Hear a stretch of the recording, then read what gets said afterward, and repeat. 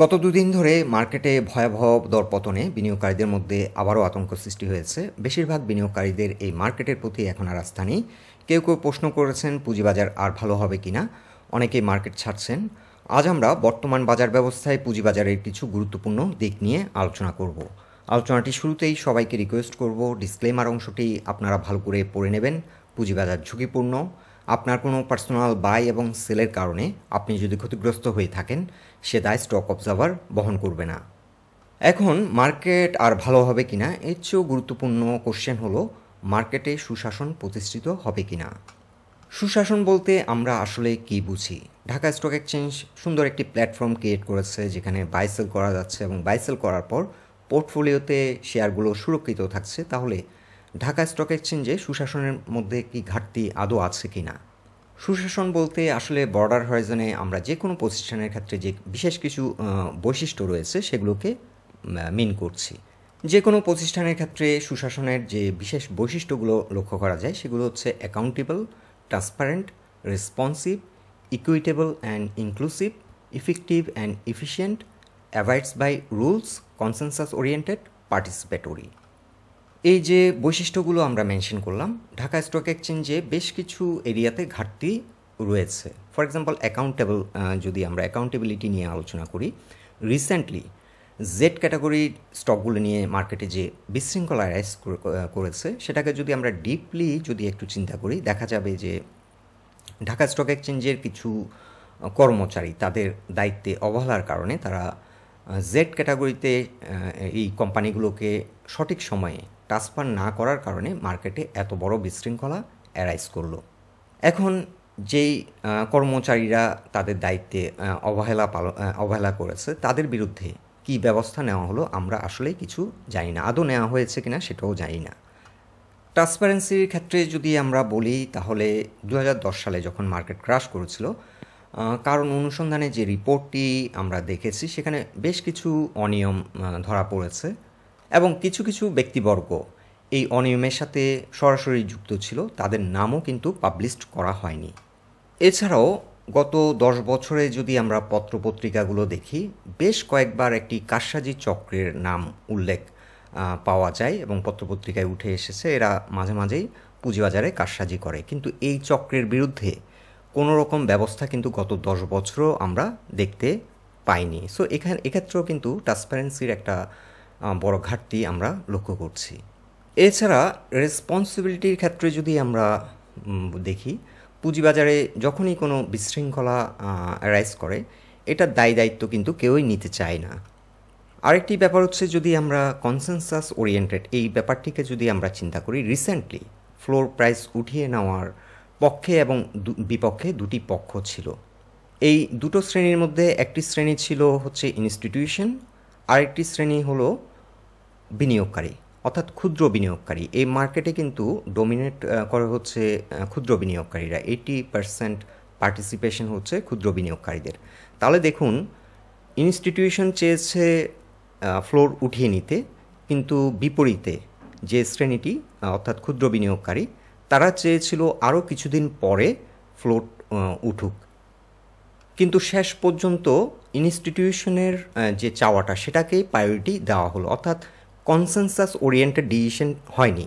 এবং এ ধরনের বেশ কিছু ডিসিশন আমরা দেখি যেটি ইনস্টিটিউশনের ফেভারে যায় কিন্তু বিনিয়োগকারীদের ফেভারে অনেক সময় যায় না। আরও একটি এক্সাম্পল আমরা যদি দেখি, ঢাকা স্টক এক্সচেঞ্জের যারা মেম্বার তাদেরকে কিন্তু একটা কোটা সিস্টেমে আইপিও শেয়ারগুলো দেওয়া হয়, যেখানে এই মার্কেটটি ডোমিনেট করে 80% রিটেল ইনভেস্টর অর্থাৎ ক্ষুদ্র বিনিয়োগকারী। তাহলে ওদেরকে একটা বিশেষ প্রায়োরিটি কেন দেওয়া হচ্ছে? এখানেও কিন্তু কনসেনসাস ওরিয়েন্টেড যে ডিসিশন সেটি হচ্ছে না। কনসেনসাস ওরিয়েন্টেড মিনস বৃহত্তর স্বার্থটাকে আগে দেখতে হবে, কিন্তু ঢাকা স্টক এক্সচেঞ্জের ক্ষেত্রে একটা বিশেষ শ্রেণীর স্বার্থটাকে বেশি প্রায়োরিটি দেওয়া হয়, আমি এটি মিন করছি। এরপরে যদি আমরা অ্যাবাইডস বাই রুলস অর্থাৎ নিয়ম নীতি মেনে চলছে কিনা, যদি এই বিষয়টির উপর আমরা ফোকাস করি, তাহলে দেখা যাবে গত 2-3 বছরে মার্কেট নিয়ে যথেষ্ট রকম ম্যানিপুলেশন হয়েছে, বিশেষ করে দুর্বল মানের কোম্পানিগুলোকে নিয়ে। সো যারা ম্যানিপুলেট করলো এখানে যে ভিজিলেন্স সফটওয়্যার কিংবা সার্ভিলেন্স সফটওয়্যার যেটাই বলা হোক না কেন, খালি চোখে আমরা বুঝতে পারছি মার্কেটে বড় রকমের ম্যানিপুলেশন হচ্ছে, কিন্তু এটার জন্য যে একটা কারেক্টিভ অ্যাকশন, একটা মেজারমেন্ট কিংবা একটা প্রিভেন্টিভ অ্যাকশন নেওয়ার যে একটা ব্যাপার থাকে, সেটি কিন্তু এখানে যথেষ্ট পরিমাণ ঘাটতি লক্ষ্য করা যাচ্ছে। সো মূলত অ্যাকাউন্টেবিলিটি, ট্রান্সপারেন্সি, রেসপন্সিবিলিটি এইসবগুলোর কারণে মার্কেট ডে বাই ডে একটি পরিত্যক্ত মার্কেটে পরিণত হচ্ছে, যে মার্কেটে পার্টিসিপেশন নেই। আমেরিকান ক্যাপিটাল মার্কেটকে যদি আমরা এক্সাম্পল হিসেবে নিই, যেখানে ইনস্টিটিউশন একটি স্টকও ম্যানিপুলেট করার মতো ক্ষমতা রাখে না, যেখানে আমেরিকান মার্কেটে মার্কেট মেকারের সাথে মার্কেট মেকারের যুদ্ধ চলছে, সো সেখানে একটা ইনস্টিটিউশনও কিন্তু নগণ্য। আর এখানে আমাদের মার্কেটটা পার্টিসিপেশন কিন্তু এত কমে যাচ্ছে যে এখানে একটি সংগঠন, একটি সিন্ডিকেট, যারা মার্কেটকে ম্যানিপুলেট করতে পারে, কারণ মার্কেটটি পরিত্যক্ত মার্কেটে পরিণত হয়েছে। এখন কেউ একটি ব্যক্তি যদি 200 কোটি টাকার পোর্টফোলিও থাকে, তিনি যদি কালকে সেল করা শুরু করে, মার্কেট হয়তো ফল করবে। তাহলে এটি একটি পরিত্যক্ত মার্কেটে পরিণত হলো। তার কারণ অনুসন্ধান করলে দেখা যাবে অ্যাকাউন্টেবিলিটি, ট্রান্সপারেন্সি, রেসপন্সিবিলিটি এইসবের ঘাটতি থাকার কারণে day by day market participation কমে যাচ্ছে এবং বিনিয়োগকারীরাও কিন্তু এখন বিমুখ হয়ে যাচ্ছে এই মার্কেট থেকে। এরপরে আমরা সরকারের কি ভূমিকা আছে পুঁজিবাজারে। রিসেন্টলি আমাদের অর্থমন্ত্রী, উনি অর্থ প্রতিমন্ত্রী, পুঁজিবাজারে সরকারের হস্তক্ষেপের কোনো সুযোগ নেই, উনি একটি মন্তব্য করেন। দেখুন, এখানে শেয়ার বাজার পতনের প্রশ্নের জবাবে অর্থ প্রতিমন্ত্রী বলেন, শেয়ার বাজারে সরকার হস্তক্ষেপ করে কখনো? অর্থাৎ উনার মতে পুঁজিবাজারে সরকারের হস্তক্ষেপ করার সুযোগ নেই। এখন যদি আমরা অন্যান্য বাজারের দিকে আমরা যদি তাকাই, সবজি বাজার কিংবা চালের বাজার কিংবা তেলের বাজার কিংবা অন্যান্য বাজারের দিকে তাকাই, সেখানে কেন তাহলে সরকার হস্তক্ষেপ করে? সেখানে কেন সরকার বলে সিন্ডিকেট ভেঙে দেবে, প্রাইস কন্ট্রোল করার জন্য ইভেন সরকার কিছু স্ট্রং মেজারমেন্ট নেয়, নিজেরা অনেক সময় পণ্য কিনে বাজারে সাপ্লাই করে। তো অন্যান্য বাজারের মতো এটিও তো একটি বাজার, তাহলে এখানে কেন সরকার কোনো হস্তক্ষেপ করার সুযোগ নেই, কিংবা অন্য বাজারগুলোতে কেন তারা হস্তক্ষেপ করে তাহলে? সো এই কোশ্চেনটি অবশ্যই আসতে পারে। তো আমার কোশ্চেন হচ্ছে, আপনারা যদি হস্তক্ষেপ নাই করেন, এখানে ন্যায় কিংবা সুশাসন প্রতিষ্ঠিত করেন, এটা তো সরকারের একটা দায়িত্ব। যে মার্কেটে দীর্ঘদিন ধরে একটা গত 1 যুগেরও বেশি সময় ধরে এখানে নানা রকম অনিয়ম চলে আসছে, সেটাকে আপনারা প্রতিহত করতে পারেন। এখানে একটা সুশাসন, এখানে 30-40 লক্ষ বিনিয়োগকারী ছিল, এখন হয়তো আরও কমে গেছে। তো এতগুলো বিনিয়োগকারীর যে একটা ইন্টারেস্ট, সেটা কেন প্রোটেক্টেড হবে না? এই মার্কেটকে আপনারা এত বিমাতা সুলভ আচরণ কেন করেন? এটি একটি প্রশ্ন।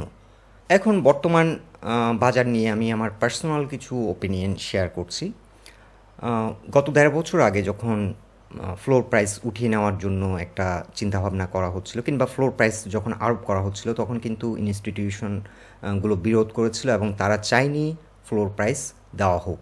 এবং লক্ষ্য করা যায় গত 4-5 মাস আগেও কিন্তু ইনস্টিটিউশন অনেকটা প্রেশার ক্রিয়েট করে ফ্লোর প্রাইস উঠিয়ে নেওয়া একটা সিদ্ধান্ত নিয়েছিল, ওরা যখন প্রেশার করেছিল।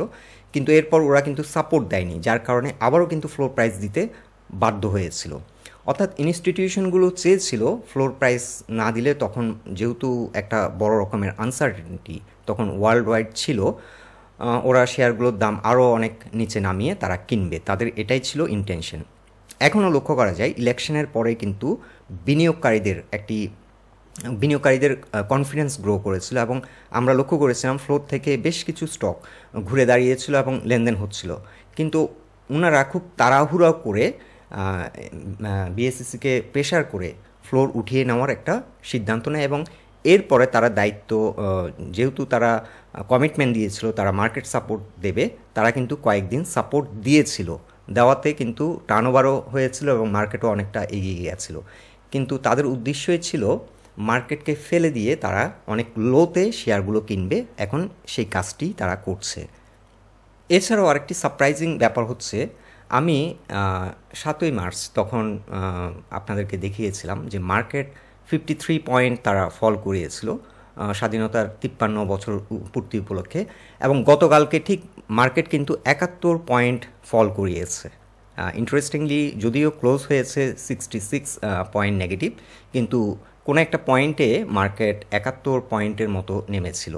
এবং 26 মার্চ বাংলাদেশের যে স্বাধীনতা দিবস, এবং এর আগের দিন ঠিক 71 পয়েন্ট মাইনাস করলো। এবং আমি এর আগেও কয়েকটি আলোচনায় বলেছিলাম, বাংলাদেশের রাষ্ট্রীয় গুরুত্বপূর্ণ উদযাপন দিনগুলোর আগে কিংবা পরে মার্কেট কিন্তু অদ্ভুত আচরণ করে, এবং এই প্রাইস অ্যাকশনের উপর বেস করে আমরা মোটামুটি বুঝতে পারি যে এই মার্কেটটি দেশ বিরোধী কোনো একটি চক্র ডোমিনেট করছে। কিন্তু এর বিরুদ্ধেও কোনো ব্যবস্থা নেওয়া হচ্ছে না। এবং আমি একটি আলোচনায় গত 7-8 বছরের মার্চ মাসে মার্কেটকে যে অ্যাটাক করা হয় সেটিও তুলে ধরেছিলাম। এবং এটি বিনিয়োগকারী তো বটেই, এবং বাংলাদেশের জাতীয় ঐক্য এবং স্বাধীন সার্বভৌম দেশের প্রতি একটি অ্যাটাক বলে আমি মনে করছি, এবং এটির বিরুদ্ধে কঠোর ব্যবস্থা নেওয়া উচিত। সো বন্ধুরা, এটাই ছিল আজকের আলোচনা। আপনাদের গুরুত্বপূর্ণ মতামতগুলো আমাদেরকে কমেন্ট বক্সে শেয়ার করুন। আলোচনাটি ভালো লাগলে অবশ্যই এই পোস্টটিকে লাইক দিন। আমাদের সাথে থাকার জন্য আপনাদের অসংখ্য ধন্যবাদ।